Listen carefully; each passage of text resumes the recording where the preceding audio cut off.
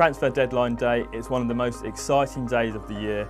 We're all going to be glued to the television, to Twitter, and of course to goal.com to find out the latest information. Chairmen, chief executives, managers, agents, they're going to be hammering the phones, looking to push through those last minute deals, and whether it's 250 grand or 50 million, there are some huge deals to be done on the final day of the window. I think QPR will be the busiest club on deadline day. Harry Redknapp has made it perfectly clear that he's not happy with his squad, and QPR need to sign some players if they're going to avoid relegation. The chairman's working on several options. I've given him a list of players that we spoke about, and he's trying to get one or two for us. Arsenal supporters have been so frustrated this month. Arsene Wenger's been looking to sign a big name player. He's got the money, but he just doesn't think there's value in the market. What is important is to bring a player in who can strengthen the squad.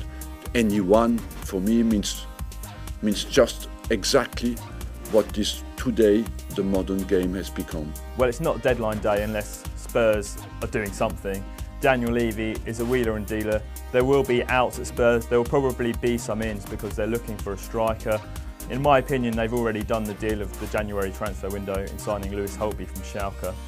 We've also got Manchester City.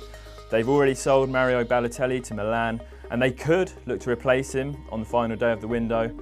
But more likely is that they wait until the summer to make a move for someone like Edinson Cavani or Radamel Falcao. Newcastle have signed half of the French league as they look to dig themselves out of relegation trouble this month. But is there more spending to be done in the North East? No, we're all going to rest, put our feet up. The transfer window closes in the UK at 11 PM, but it's different across Europe. So for example, in Italy, the window closes at 5 PM.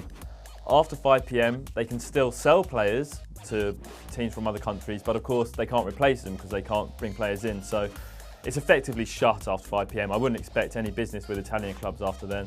In Germany, there's a transfer list published hours before the deadline, and after that time, you can't transfer, you can't sell or buy a player who's not on that list. So it can get very complicated, but what we do know is that there'll be deals happening right until the very end of the window. Sometimes deals can even be completed and go through after the deadline.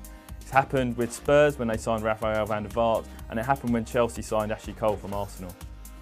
Even when two clubs agree a fee, there is so much that can go wrong in those final hours and minutes before the window closes.